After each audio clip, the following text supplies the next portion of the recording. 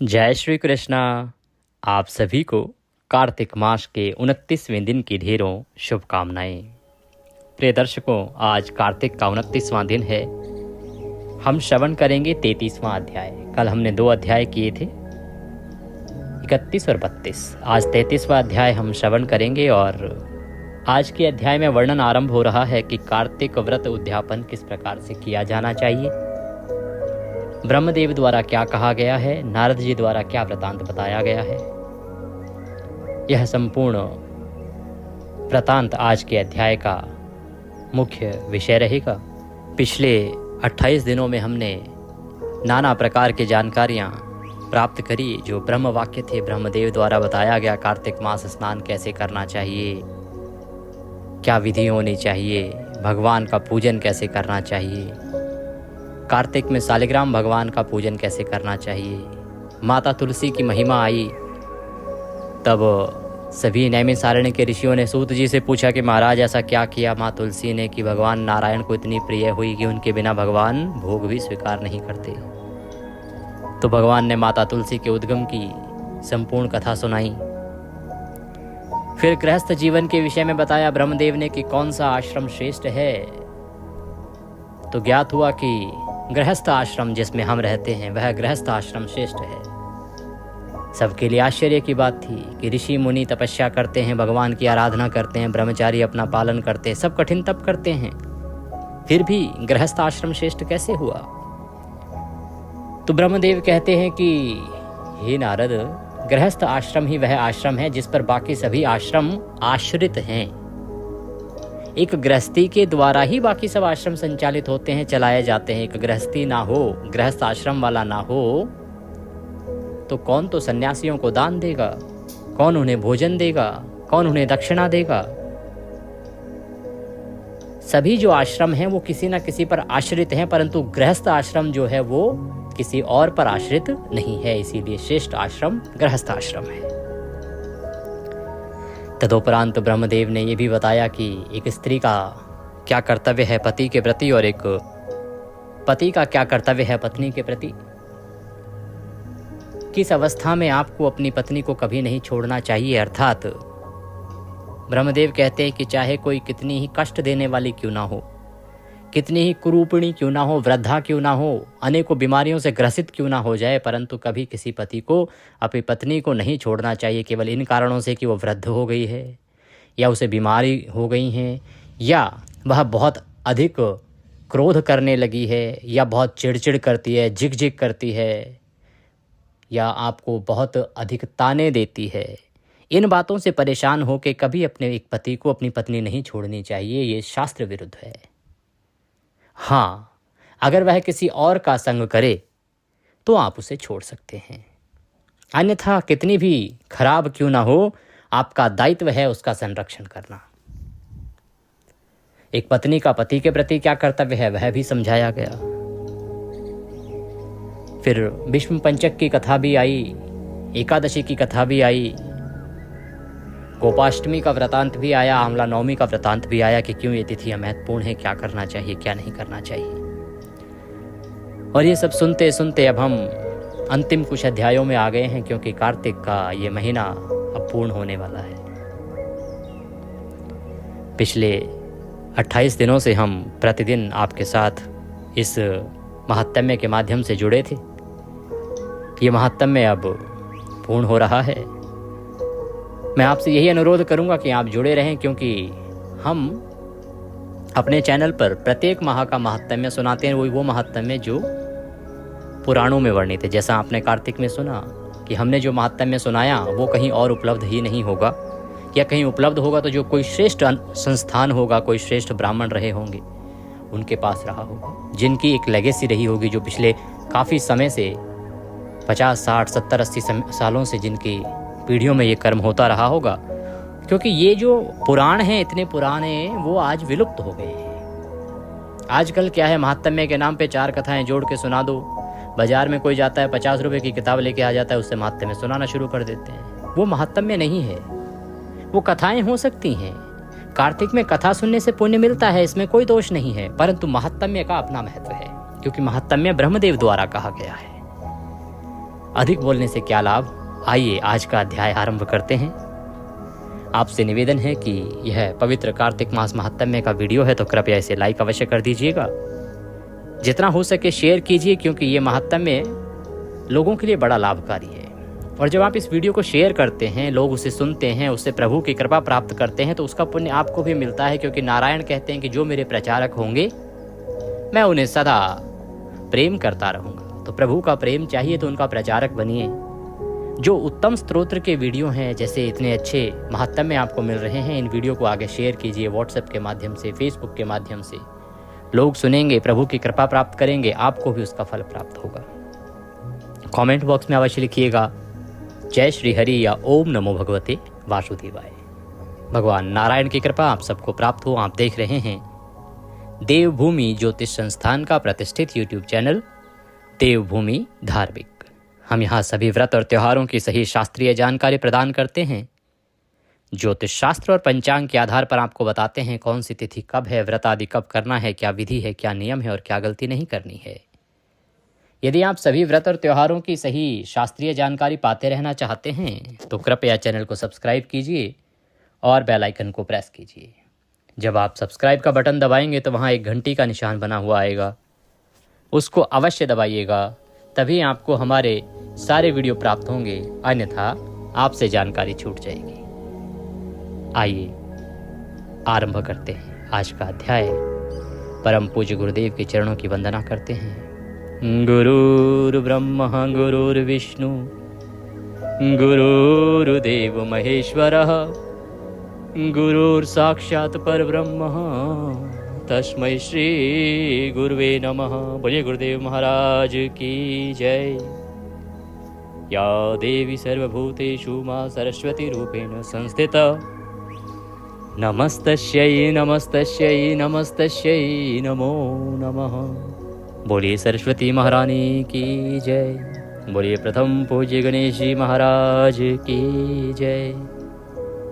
बोलिए कार्तिक मास महात्म्य की जय। बोलिए विष्णु भगवान की जय। आप सभी दर्शकों को, सभी श्रोतागण, मेरे भाई बंधु माताएं बहनें, सबको नमस्कार। आइए आज का अध्याय आरंभ करते हैं। प्रथुवाचः विधिं वद महाभाग कार्तिक उद्यापनस्य च। राजा प्रथु कहने लगे, हे महाभाग, कार्तिक मास के उद्यापन की विधि कहो। तुमको छोड़ के किससे पूछूं? तुम सर्वज्ञ हो। नारद, तुम्हारे सिवा यह कौन बता सकता है, क्योंकि तुमने स्वयं ब्रह्मदेव से सुना है। यह विनती सुन के नारद जी कहते हैं कि हे पृथुनाम राजा, कार्तिक का व्रत करने वालों के उद्यापन की विधि कहता हूं, ध्यान से सुनो। कार्तिक शुक्ल चतुर्दशी को व्रत की संपूर्णता के लिए उद्यापन करें। कार्तिक शुक्ल चतुर्दशी को तुलसी के ऊपर मंडप बनावें, तोरण युक्त 4 द्वार पुष्प आदि करके शोभित हों। द्वारों में मिट्टी के द्वारपाल बनाकर पूजन करें। द्वारपालों के नाम पुण्यशील, सुशील, जय, विजय रखें। तुलसी के मूल देश में 4 रंगों से शोभायुक्त मनोहर सर्वतोभद्र बनावें। उसके पास पंचरत्न युक्त कलश स्थापित करें। पीछे सत्यवाचन करके गणेश आदि का पूजन करें। वहां शंख चक्र गदा धारण किए रेशमी पीत वस्त्र युक्त लक्ष्मी युक्त भगवान का पूजन करें। व्रत वाला मंडप में इंद्र आदि लोकपालों का पूजन करें। भगवान द्वादशी को जागे, त्रयोदशी को देवों ने स्तुति की, चतुर्दशी को देखे गए, पूजे गए, इसीलिए चतुर्दशी को उद्यापन करना चाहिए। गुरु की आज्ञा से स्वर्ण की विष्णु जी की मूर्ति बनाकर षोडशोपचार पूजन करें। फिर संज्ञादान करें। संज्ञा सोने की अथवा चांदी की, यथाशक्ति जैसी भी रंग युक्त हो वैसी दें। रेशम के सूत्र से सिली हो अथवा सूत्र से उसके ऊपर कढ़ाई या रुई युक्त बिछौना बिछाएं। सफ़ेद वस्त्र, तकिया, दुपट्टा, खड़ाऊ, छत्र, दीप, बड़ा शीशा, कंघी अंजन, शलाका, ब्रुश, कैंची, छुरा, मौली, सिंदूर, कुमकुम, लौंग, इलायची, कस्तूरी, गौरोचन, काजल, लाल बिंदी, सुगंधित पान, बीड़ा, माला और अपने जो वस्तु प्रिय हो, भक्ष्य भोज इत्यादि जो आपके प्रिय हैं उनको अर्पित करें। कार्तिक मास में राधा दामोदर के नाम से सैया दान और कुश दान अवश्य करें। कार्तिक मास में विष्णु जी का राधा दामोदर नाम है, उसकी प्रीति के लिए दान करना चाहिए। फिर स्त्री युक्त ब्राह्मण का वस्त्र आभूषण से पूजन करें। दुपट्टा, केंचुकी या वस्त्र, चप्पल आदि स्त्री को दें। पगड़ी, कोट, अच्छा दुपट्टा, रेशम का ऊन की धोती, पांव का जोड़ा पुरुष को दें। राधा दामोदर की प्रीति के वास्ते स्त्री पुरुष के आभूषण दें। सोना, चांदी, तांबा, पीतल के पात्र दें। फिर भीष्म पंचक व्रत की समाप्ति के अर्थ चांदी के दीप में सोने की बत्ती लगाकर दान करें। फिर मंत्र पढ़ें, जैसे लक्ष्मी नारायण की सैया शून्य नहीं रहती, इसी तरह मेरी सैया जन्म जन्म में शून्य ना रहे। अतो देवा और इदम विष्णु, इन दो मंत्रों से तिल खीर से हवन करें। विष्णु जी की प्रसन्नता के लिए देवताओं का हवन करें। कात्यात्री शांति के अनुसार हवन करें। विष्णु जी की प्रीति के अर्थ दक्षिणा देकर प्रणाम करें। फिर व्रत करने वाले देवता और तुलसी का पूजन करें और कपिला गौ का पूजन करें। व्रत का उपदेश देने वाले गुरु का स्त्री समेत पूजन करें। आपके आशीर्वाद से विष्णु जी प्रसन्न हो। इस व्रत से 7 जन्म का मेरा पाप नष्ट हो, संतति स्थिर रहे, मनोरथ सफल हो, देह के अंत में अत्यंत दुर्लभ विष्णु स्थान की प्राप्ति हो। व्रत करने वाला चतुर्दशी की रात्रि को स्त्री युक्त 30 अथवा 1 ब्राह्मण का निमंत्रण करें, जैसी शक्ति हो। पूर्णिमा को प्रातः काल विष्णु जी का पूजन करें। फिर ब्राह्मण का विसर्जन अर्थात उन्हें भोजन आदि कराकर पूजन करें। गौ से युक्त वह पूजा गुरु को दें। फिर वह कृतियों द्वारा तिल खीर से हवन करें। विष्णु जी की प्रसन्नता के लिए सपत्नी ब्राह्मण का पूजन करावें। राधा कृष्ण की भावना से वस्त्र आभूषण इत्यादि दान करें और भी अन्न दान, शाक, मूल, फल दान करें। द्वारपाल को, कौओं को, मार्जर, चूहा, कुत्ता, चांडाल इनको अन्न दें। पीछे हाथ जोड़ के प्रार्थना करें, हे देव आज मेरा संपूर्ण फल करो, आपको नमस्कार है। इस प्रकार प्रार्थना करके देव के अर्थ अर्घ्य दें। हे लक्ष्मी के पति क्षीर सागरवासी, आपको नमस्कार है। हे देवेश लक्ष्मी सहित अर्घ्य ग्रहण करो। जिनके स्मरण से और नाम से तथा नाम के प्रभाव से तप, यज्ञ, क्रिया, कर्म भी संपूर्ण हो जाती हैं, उन भगवान की वंदना करता हूँ, ऐसा कह के विधि पूर्वक पूजन करें। पूर्णिमा को विष्णु जी की प्रसन्नता के लिए दीपमाला करनी चाहिए।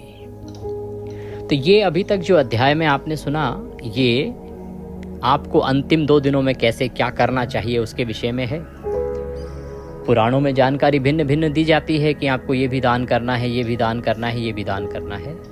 तो यहाँ जो भी हमारे भाई बंधु माताएं बहनें इसको सुन के अगर कुछ भी कंफ्यूज हुए हैं तो मैं बताऊं कि जैसी आपकी सामर्थ्य हो ना वैसा दान कीजिए। आवश्यक नहीं है कि आपने कार्तिक स्नान किया है तो ब्राह्मण ब्राह्मणी को भोजन कराएंगे, उनको ये सब सैया दान आदि देंगे तभी आपको उसका पूरा फल मिलेगा।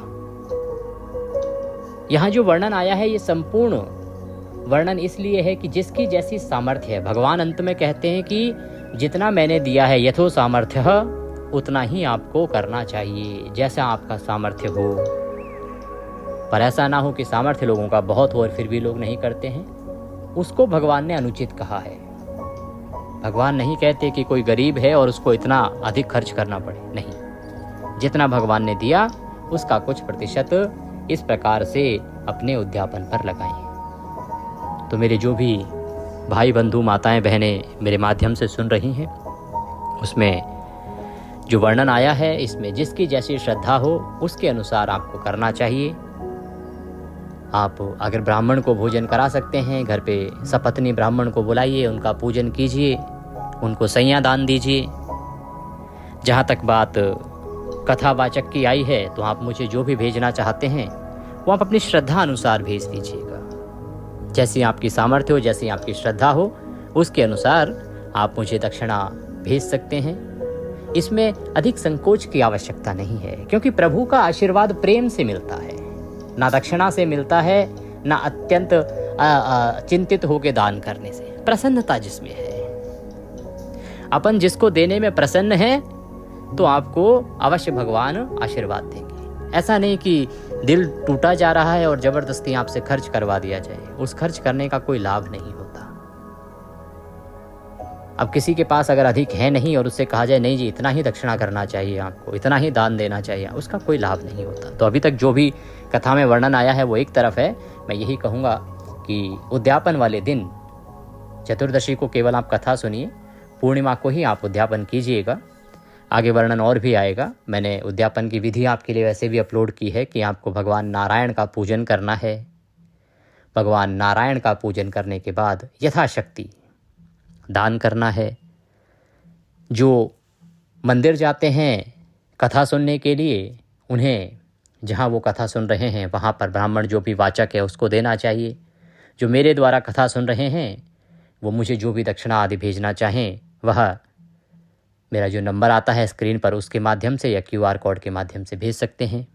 कुछ और भेजना चाहते हैं तो आप मेरे पते पर भेज सकते हैं। पिछले वर्ष भी बहुत सारी माताओं बहनों ने अपना आशीर्वाद मुझे भेजा था, मुझे प्राप्त किया। मैं हर चीज़ को माथे से लगाता हूँ, प्रभु की देन है। जो भी छोटा बड़ा कुछ नहीं है, जो प्रेम से देता है वह लेना चाहिए। हरे कृष्णा। आगे बढ़ते हैं। तो भगवान कहते हैं कि इस प्रकार से ब्राह्मण की पूजा करके उसको निमंत्रण आदि दे के जिमा के और उसके बाद आशीर्वाद लेना चाहिए। फिर सायंकाल को दीपमाला करनी चाहिए। जो पूर्णिमा के दिन भगवान के नाम की दीपमाला करता है, भगवान उससे अनंत प्रसन्न होते हैं। वह मनुष्य संपूर्ण फल को प्राप्त करता है। अभी कुछ माताएं पूछ रही थी 365 बाती वाला दिया, ये इसी दिन प्रज्वलित करना है सायंकाल को। और दीपमाला भी मैंने आपको बताई थी, लाइन से कुछ दिए लगाएं आप।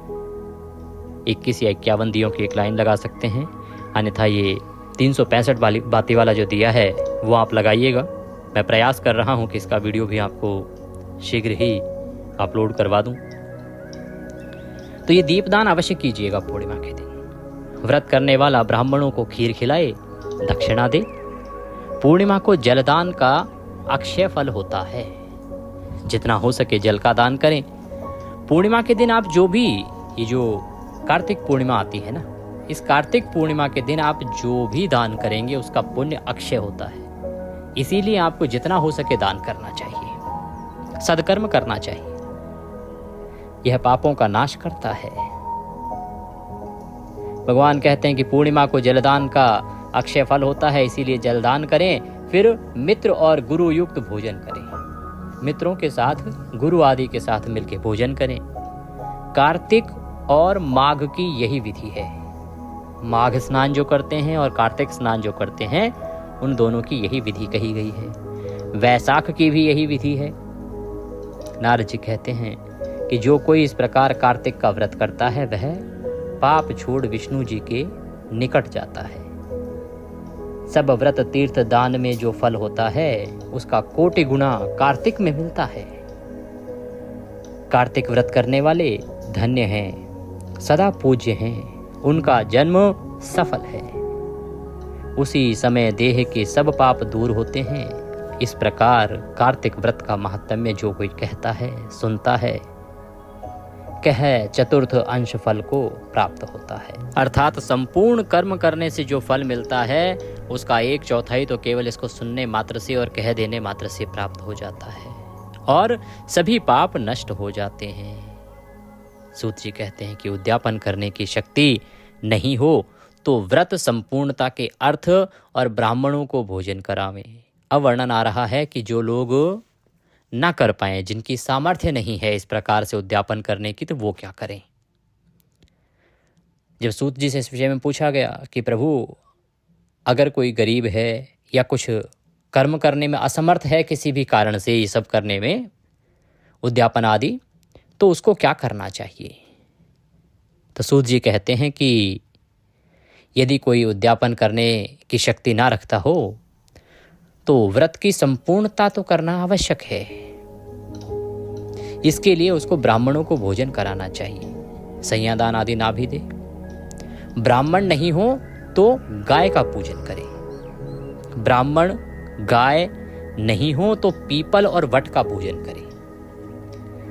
तो ऋषि लोग पूछने लगे कि पीपल और वट का ब्राह्मण और गौ के तुल्य कैसे हो गए? कि प्रभु, ब्राह्मण का महत्व हम जानते हैं, गाय का महत्व भी हमने सुना है, पर वट और पीपल ये इन दोनों के तुल्य कैसे हैं? सब वृक्षों में क्यों श्रेष्ठ हैं ये? तब सूत जी कहते हैं कि पीपल रूप विष्णु है, वट रूप रुद्र जी है, पलाश ब्रह्मा का रूप है। उनका दर्शन और स्पर्दर्शन निश्चय से मनुष्यों का पाप और रोग नाश कर देता है। ऋषि लोग बोले, ब्रह्मा विष्णु रुद्र वृक्षत्व को कैसे प्राप्त हुए? तो सूत जी बोले, पार्वती महादेव की रति के समय देवताओं से भेजे गए अग्नि ने विघ्न किया।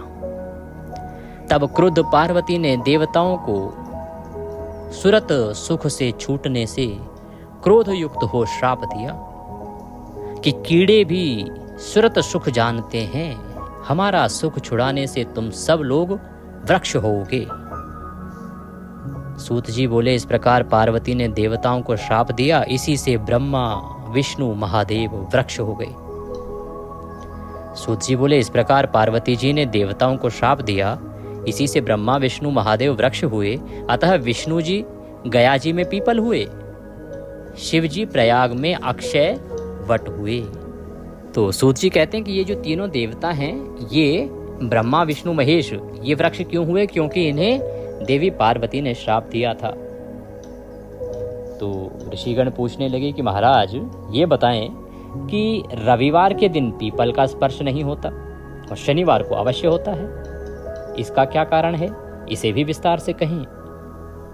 तो सूत जी कहते हैं कि समुद्र मंथन से जो रत्न उत्पन्न हुए वे देवों को मिले। देवों ने कौस्तुभ मणि और लक्ष्मी विष्णु जी को दे दी। दो चीजें, लक्ष्मी जी और कौस्तुभ मणि, दोनों विष्णु जी को दे दी।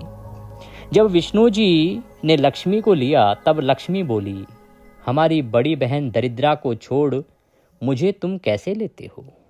क्योंकि लक्ष्मी जी की बड़ी बहन है दरिद्रा। कभी मैं इसके विषय में आपको बताऊंगा, बड़ा ही उत्तम प्रसंग है ये, कि कैसे दरिद्रता देवी आपके घर में आती हैं।